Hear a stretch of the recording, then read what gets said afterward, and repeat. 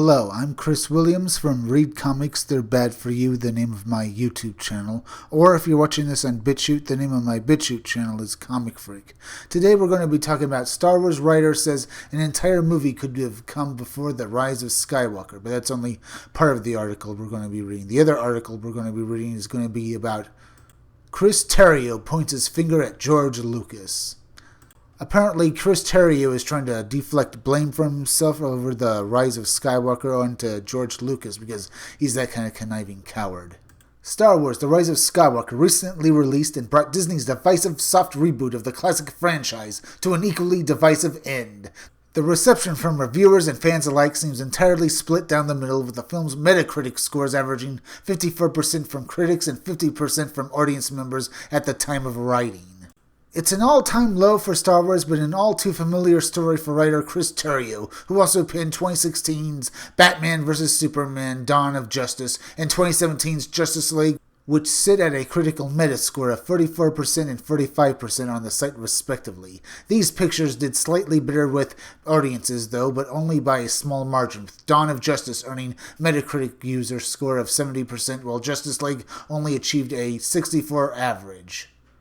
The controversial writer recently spoke to IndieWire about Rise, though, and admitted that there could probably have been an entire movie between Star Wars The Last Jedi and the recent final saying. We probably could have written a whole movie that was just a lead-up to Kylo Ren going to get the Wayfinders. Kylo Ren trying to take on a Henry V story, right? Terrio said where he now is the king, and he had to sort of earn the throne, and now how will he perform as supreme leader? At the beginning of the film, yes, he's out to destroy any threat to his power. He's searching for this legendary world that might be the source of the voice, but quite literally the galaxy hears a broadcast, which is the voice of Palpatine. And then in the course of the first scene, we learned that Kylo Ren literally has heard in his head the same thing. If you look back at the scenes in Episode 7 where Kylo Ren is sort of fetishizing the Darth Vader mask and stuff, you think slightly differently about those on rewatch after learning that Palpatine has been every voice Kylo Ren has ever heard.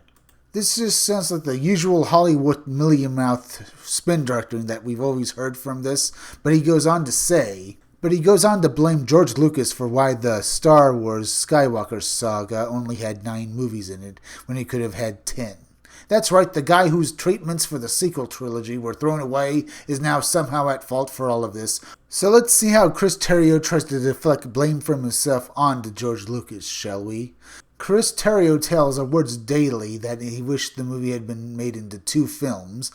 I wish we could have done that. There is a lot of plot in the movie, and as a writer, you always want scenes to let the plot breathe more. If there were a way of doing it, splitting it, would it have been my dream? We could have written these characters forever.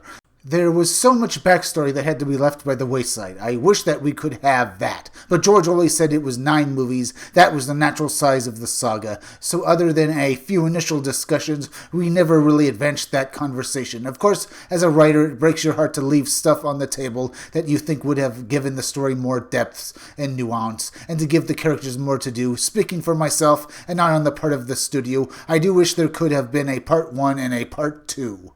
Here you can see Chris Terrio trying to deflect any criticism for how The Rise of Skywalker turned out by placing it squarely on George Lucas's shoulders.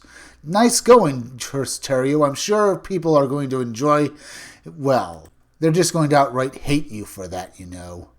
There is no way that anybody sees this as nothing more than deflection on your part to try and save your reputation.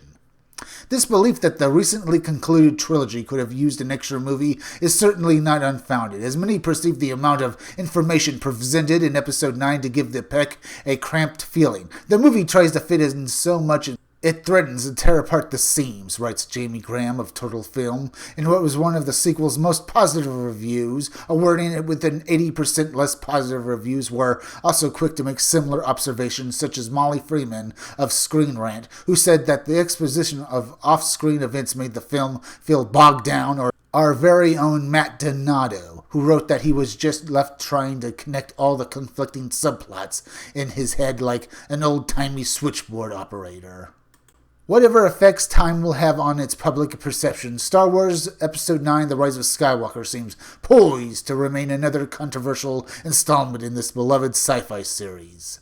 If you like this video, subscribe. Make sure you're still subscribed because YouTube is going around unsubscribing people, so make sure you're still subscribed. If you're watching my videos but you have not subscribed, please subscribe to my YouTube channel, Read Comics They're Bad For You. Then go over to BitChute and subscribe to my BitChute channel, Comic Freak.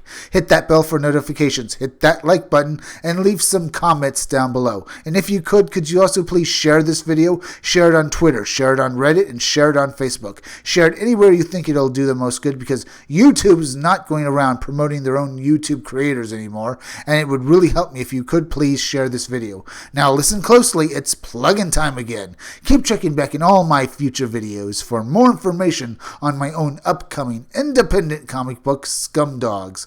I'm Chris Williams, and I'll be back again tomorrow with another video or review.